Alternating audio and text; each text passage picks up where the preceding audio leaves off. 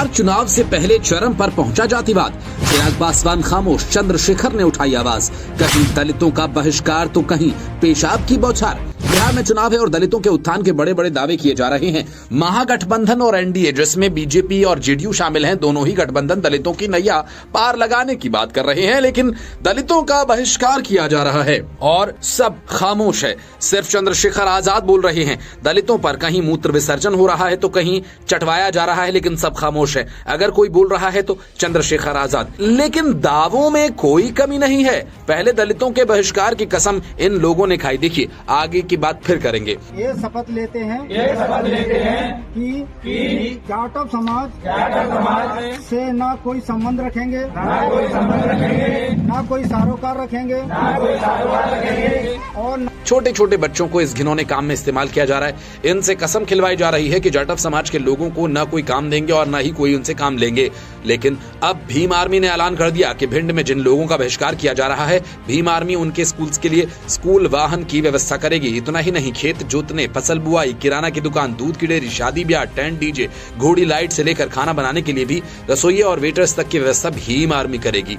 क्या कोई और पार्टी है जो इस तरह का ऐलान कर सकती है? अगर करे तो हमको भी बताइए। दूसरी तरफ चंद्रशेखर आजाद खुद उन पीड़ितों की बात कर रहे हैं और इंसाफ दिलाने में मदद की बात कर रहे हैं जिनके साथ जातिगत भेदभाव किया गया। भिंड में जिस ड्राइवर के गाड़ी चलाने से इनकार करने पर पहले उस पर पेशाब किया गया और फिर जाटवों का बहिष्कार किया जा रहा है, उस पीड़ित से भी चंद्रशेखर आजाद ने वीडियो कॉल पर बात की। लखनऊ में जिस बुजुर्ग को मंदिर में पेशाब चटवाया गया, उसके लिए भी चंद्रशेखर आजाद ने आवाज उठाई। जाता ना, मंदिर ही तो था, पेशाब हो गई अगर गलती से तो धुल जाता तो उसमें मारने की क्या जरूरत?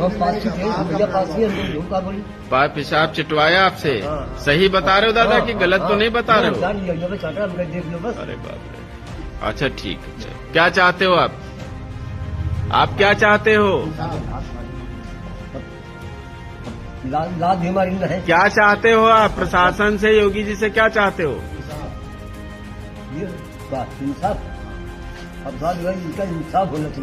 लखनऊ में आरएसएस के कार्यकर्ता ने बुजुर्ग से पेशाब चटवाया था, लेकिन इकलौती घटना नहीं है ये। यूपी के दलितों के खिलाफ अपराध में नंबर 1 राज्य है उत्तर प्रदेश। मध्य प्रदेश में 15 दिन के अंदर दलित उत्पीड़न के 3 बड़े मामले सामने आ चुके हैं।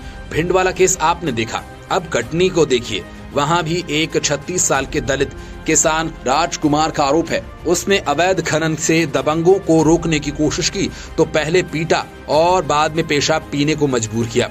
दमोह जिला के सतरिया गांव में अनुज पांडे ने ओबीसी समाज से आने वाले पुरुषोत्तम कुशवाहा को अपने पैर धोकर पीने के लिए मजबूर किया। ये कुछ घटनाएं हैं जो हाईलाइट हो गई हैं और आप तक जानकारी पहुंचाई गई। कितनी ही वारदातें तो आप तक पहुंची ही नहीं, लेकिन दलितों के वोट सबको चाहिए। बिहार में देखिए कैसे दलितों के वोट की लिए सारी राजनीति की जा रही है और राजनीतिक पार्टियां एड़ी चोटी का जोर लगाए हुए हैं, लेकिन दलितों के उत्पीड़न पर कोई कुछ नहीं बोल रहा।